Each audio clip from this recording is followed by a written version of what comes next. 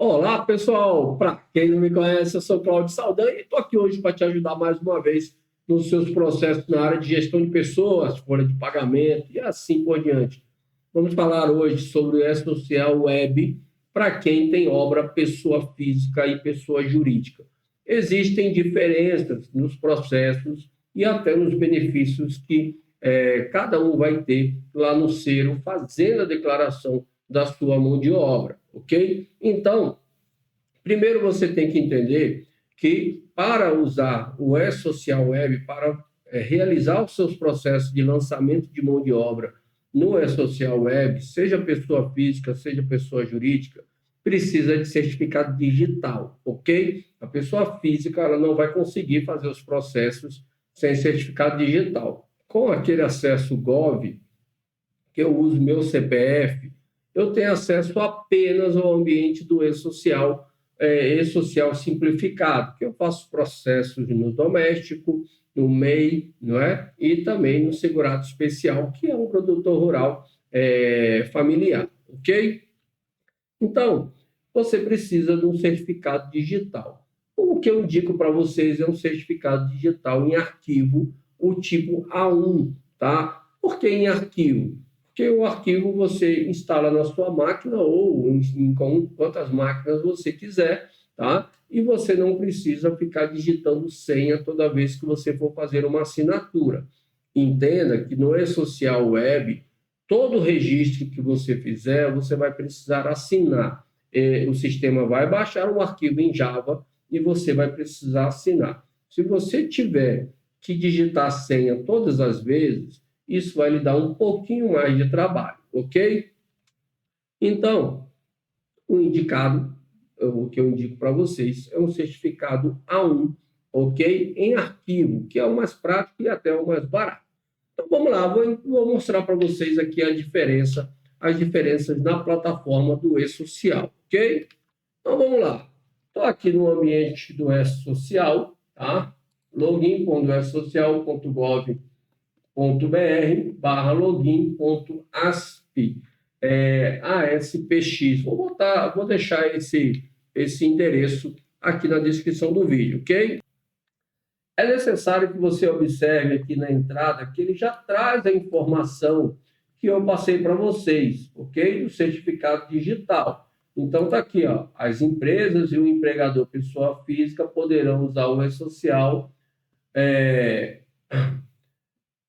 do login, por meio do login.gov, sendo necessário o cadastro prévio e atribuição do respectivo selo de confiabilidade, portal gov.br, será exigido o tipo de selo certificado digital, ok? Esse ambiente simplificado ele é muito específico, principalmente para uso do doméstico. Então, não vai servir para quem vai ser empregador de obra, tá? Pessoa física, dono de obra, porque lá você vai cadastrar um CNO que te equipara a pessoa física a uma empresa. Então, você só consegue fazer isso no módulo geral, ok? Então, vou acessar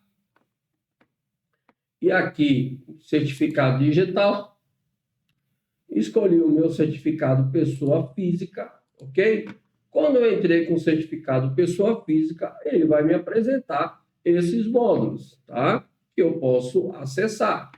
Simplificado, que é o mesmo que eu acessaria com senha, usuário e senha com o meu CPF.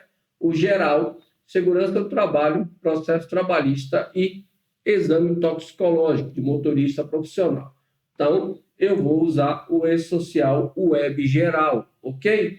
Ah, eu posso passar a procuração para alguém? Pode, sua procuração é feita lá no ECAC, ok? Você dá a procuração para outra pessoa para que ela faça os processos do E-Social para você. Essa procuração, inclusive, você pode fazer ela com o seu usuário e senha do Gov, ok? Acessando o ECAC. Pelo menos até a última vez que eu vi, era permitido e eu não lembro de ter tido alguma alteração com relação a isso. Então, você passa para alguém que tenha o certificado digital e ela vai fazer os processos para você. E, nesse caso, ela vai acessar aqui, ó, como procurador de uma pessoa física ou de uma pessoa jurídica, ok? E aí eu vou acessar o E-Social Web. Aqui no acesso do E-Social Web, o que diferencia para a pessoa física? ok? O que é importante eu entender como pessoa física? Primeiro, eu tenho que verificar os dados do empregador, ok? Se estão aqui, classificação tributária, código 21, ok? Que é aqui nessa opção de profissional liberal com empregado, é que me enquadra como dono de obra, tá? Não preciso me preocupar com a data de validade, ok? Na maioria dos casos aqui vai vir com uma data de 2015, que é quando começou a vigorar o E-Social Doméstico, mas essa informação é irrelevante, não precisa se preocupar com ela e nem com os outros dados que estão aqui embaixo, tá? Esses outros dados aqui vão ser importantes para a pessoa jurídica. E outra informação que a pessoa física precisa se atentar: estabelecimento barra obra, é onde eu cadastro o CNO da minha obra, ok? Nesse momento que eu cadastro o CNO da obra, coloco KNAI preponderante que eu cadastrei lá no CNO da obra, eu me equiparo a uma empresa para todos os efeitos legais. É claro que, como pessoa física, dono de obra, eu tenho alguns benefícios, algumas obrigações que uma empresa tem que eu não tenho, que eu vou explicar para vocês. Mas, para efeitos legais, com o CNO, você se equipara a uma empresa, tá? Inclusive, se você olhar a CLT, você vai ver lá no artigo 2º, que fala de empregador, ele vai colocar os profissionais liberais que contratam trabalhadores como empregados. Então, você se enquadraria nessa situação. Então, o primeiro passo é cadastrar, segundo passo, aliás, é cadastrar o meu CNO, depois, rubrica, ok? A rubrica, se eu for trabalhar apenas com o autônomo ou com o MEI, eu posso cadastrar uma rubrica só de remuneração de prestação de serviço, ok? E a minha natureza vai ser natureza da rubrica 3501, que é prestação de serviço autônomo, vencimento, proventos ou pensão, INSS vai ser o patronal, ok? Imposto de renda, eu posso colocar 11, que por mais que a pessoa física não seja obrigada a reter INSS, nem imposto de renda, nem ISS do trabalhador, isso continua sendo, essa remuneração continua sendo tributável. Tá? Então, o trabalhador, no caso do autônomo, tem que declarar essa informação na declaração anual dele e recolher o INSS, o imposto de renda dele, e também o ISS, a depender do município, né, da regra do município. FGTS, não. Então, o cadastro da rubrica fica dessa forma, tá?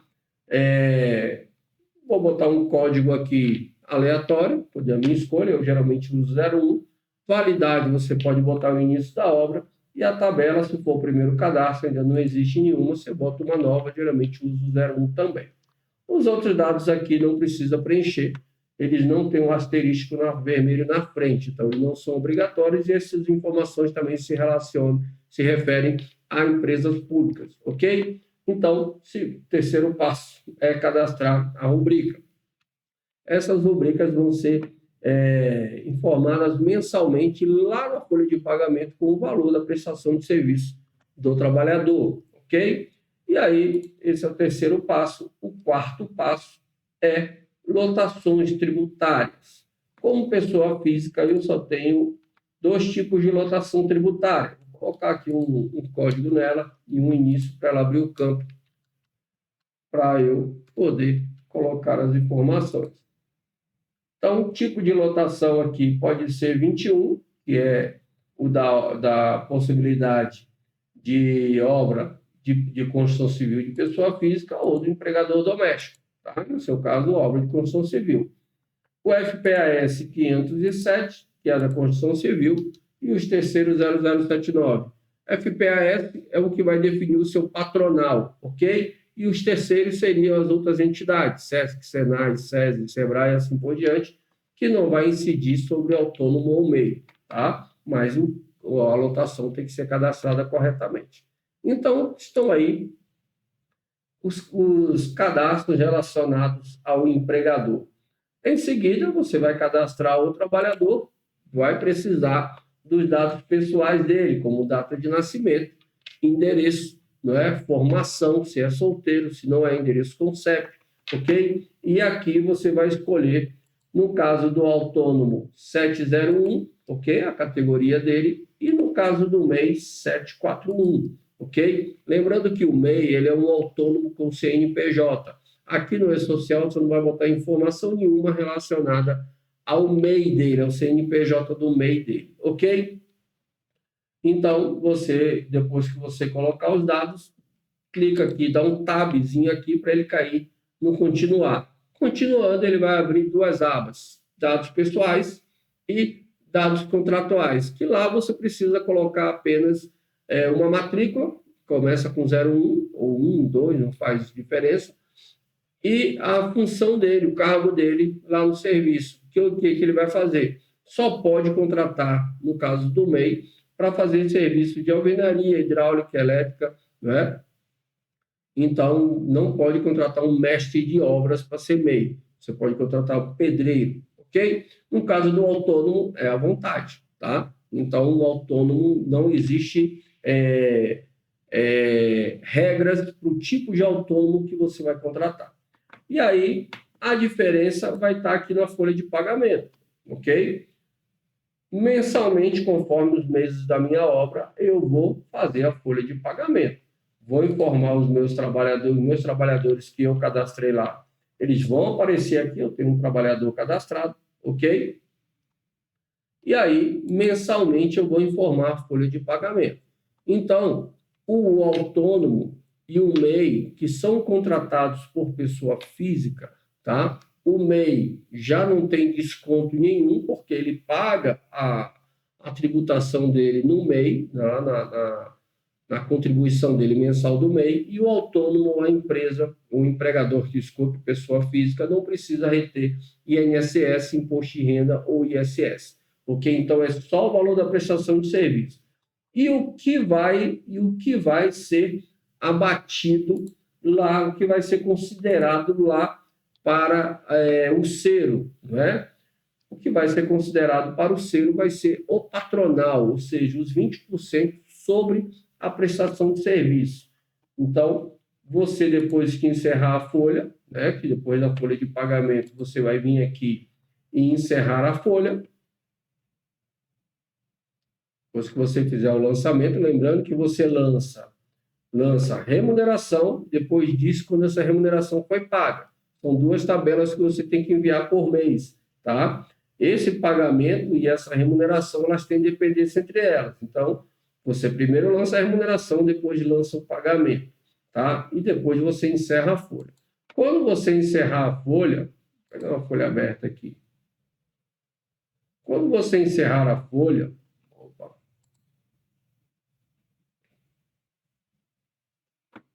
quando você encerrar a folha, tá? Vai ter que aparecer a informação que você lançou remuneração, lançou pagamento. E você vai clicar aqui para solicitar a transmissão imediata da DCTF-Web. Ok? Só o fato de você encerrar a folha, transmitir a DCTF-Web, lá no ECAC, você entra lá em declarações, demonstrativos, assinar e transmitir DCTF-Web. Você vai ver lá que o que você lançou está declarado. Só esse processo de declaração, que você declarou que você deve aquele valor sobre mão de obra, já vai repercutir lá no selo, ok? Para a pessoa física, qual é o benefício de declarar mão de obra? Quando você abre o selo para fazer a aferição de obra, o sistema, conforme o tamanho da sua obra, se você vai usar concreto usinado, não vai, algumas regras que tem lá, ele vai presumir, ele vai te dar um valor de INSS, uma previsão que ele tem, uma estimativa que ele tem de mão de obra que você vai utilizar, e sobre esse valor ele gera um INSS a pagar. Qual é o benefício? Quando eu faço a declaração da minha mão de obra para pagamento da mão de obra que prestou serviço, ele me dá um desconto de até 50%. Ou seja, eu fiz lá a aferição, uma simulação da aferição da minha obra, deu R$100 mil, ok? Se eu fizer de forma ininterrupta todos os meses da obra, tudo bem, segundo o selo, eu posso começar no mês seguinte, né, fazer declaração de mão de obra após o início da obra, conforme o CNO. Mas o ideal é que você faça todos os meses, porque se a obra começou, tem gente trabalhando. Então, você tem lá a declaração todos os meses, de forma ininterrupta, e esse valor chegou a 50 mil. A aferição deu, o INSS da obra deu 100 mil. Chegou a 50 mil, esses 50 mil vai matar esses 100 mil. Lá na tela do ser ele aparece. Chegou aos 50%, sim, e aí ele vai te dar o desconto. Ele tem lá a informação também se você fez declaração de forma ininterrupta, todos os meses da obra, ok? E aí, em vez de pagar 100 mil, você vai pagar 50 mil, ok? Isso é só para pessoa física, ok? Para pessoa jurídica não tem esse benefício. Mas a pessoa jurídica, ok? Vou mudar minha tela aqui. Vou mudar minha tela aqui e vou colocar uma pessoa jurídica, tá? Vou colocar aqui uma empresa. Então, uma empresa aqui.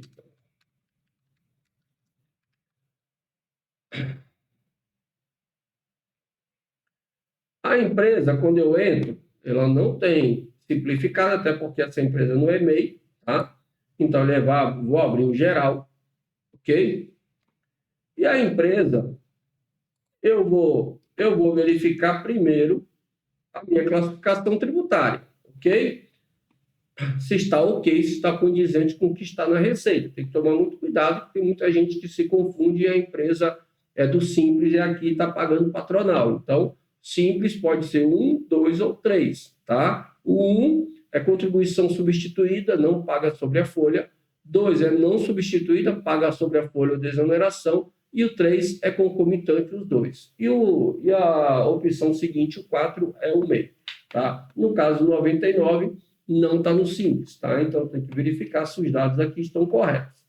Depois, quando você vier em estabelecimento, no caso da pessoa jurídica, você só vai cadastrar o CNO no estabelecimento se for uma obra da própria empresa, o CNO está cadastrado no CNPJ da empresa, ou se for uma empreitada total, ok? Ele vai verificar na hora que você for cadastrar o CNO, ele vai verificar se esse CNO está em nome da empresa. Se não tiver, ele vai abrir os campos para você colocar o complemento do responsável da obra, do contratante, assim por diante, que ele vai entender que é uma empreitada total.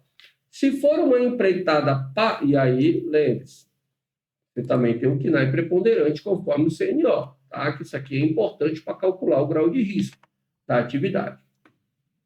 No caso da rubrica, você pode usar a mesma rubrica, tá? No caso de autônomo e MEI, tá? 3501. A diferença é que elas vão incidir INSS, imposto de renda, e você vai descontar do trabalhador e vai repassar para a Receita e para a Previdência. Claro que esses tributos saem lá na guia, lá na DCTF Web. Então, sai lá em INSS, sai imposto de renda, e o ISS você também tem que descontar do trabalhador, mas você passa em guia separada conforme o município, tá? Então, você vai usar a mesma rubrica, com o mesmo formato 3501, só vai mudar as incidências, tá?